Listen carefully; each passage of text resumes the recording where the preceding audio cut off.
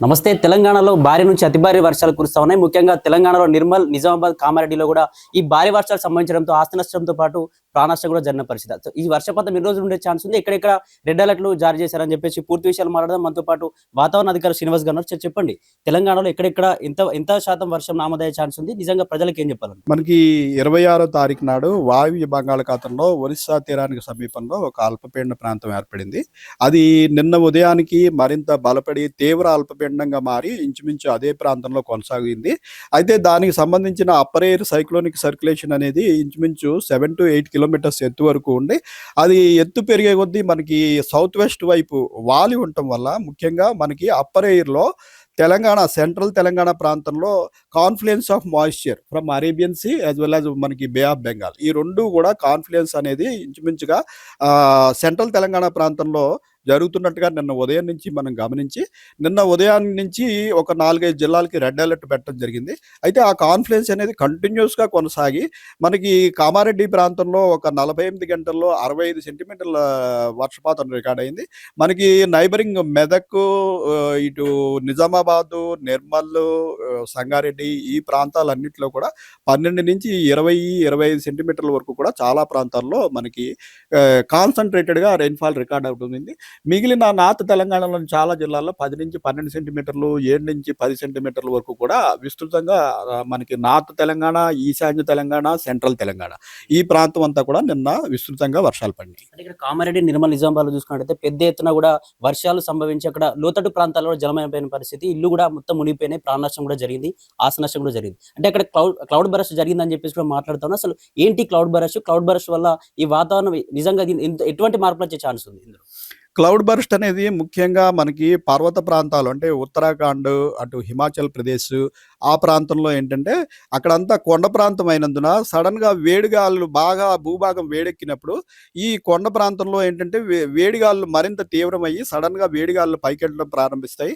అదే సమయంలో ఏదైనా మాయిశ్చర్ అవైలబిలిటీ కనుక లభించినట్టయితే ఆ ప్రాంతంలో కిందన్న ఈ వాటర్ బాడీస్ నుంచి కూడా సడన్‌గా ఈ ఎవాపరేషన్ అనేది జరిగి సడన్‌గా ఆ ప్రాంతంలో పెద్ద క్యుములోనింబస్ మేఘం 2 గంటల సమయంలో ఏర్పడటము. ఆ ఏర్పడిన మేఘం అంతా కూడా సడన్‌గా ఒక్క ప్రాంతంలో కాన్సంట్రేటెడ్‌గా ఇంచుమించు 1 గంట, 2 గంటల్లో ఆ వర్షపాతం అంతా సంభవించడం. ఈ వర్షపాతం కూడా ఒక గంటలో ఇంచుమించు 10 సెంటీమీటర్ల నుంచి 15 సెంటీమీటర్ల పైబడి పడిపోతుంది.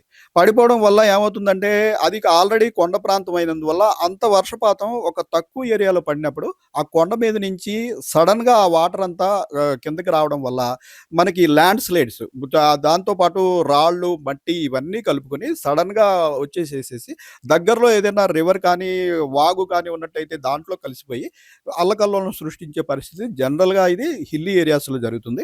అయితే నిన్న జరిగిన రెయిన్‌ఫాల్ మనకి చాలా ఎక్కువ ఉన్నప్పటికీ ఇది క్లౌడ్ బర్స్ట్ వల్లని భావించట్లేదు. ఎందుకంటే మనం రాడార్ స్క్రీన్ మీద మనకి క్యుములోనింబస్ మేఘాలు ఎంత పరిమాణంలో ఉన్నదన్నది మనకి క్లియర్‌గా కనపడతాయి.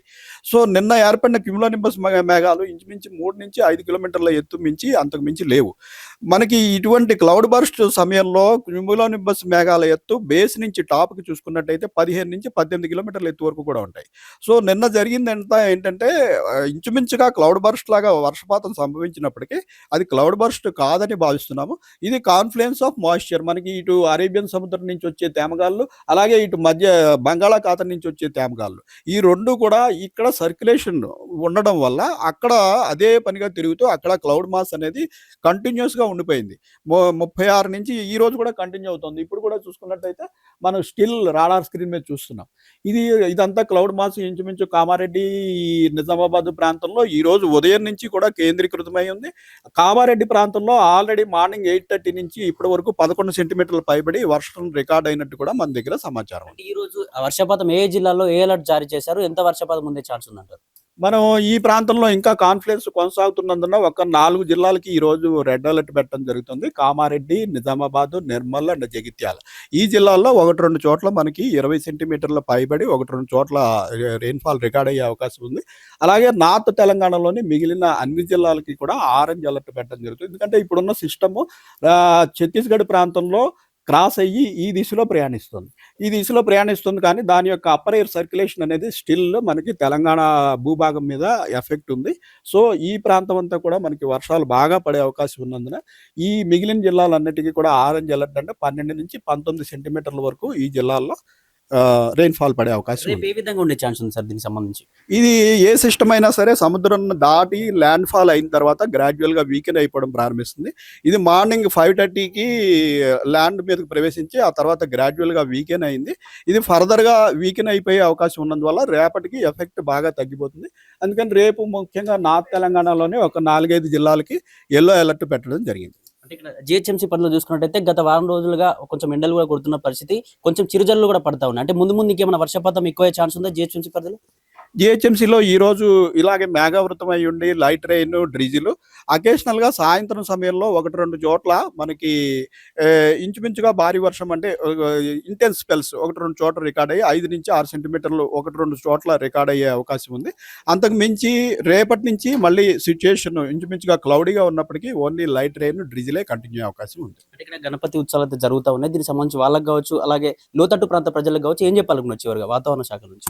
సిటీలో మనకి భారీ వర్షాలు, అతి భారీ వర్షాలు ఏమీ ఎక్స్‌పెక్ట్ చేయడం లేదండి. అయితే ఈ క్లౌడీనెస్ కంటిన్యూ అయ్యి కొంచెం light rain, drizzle 1 or 2 days continue అయ్యే అవకాశం ఉంది.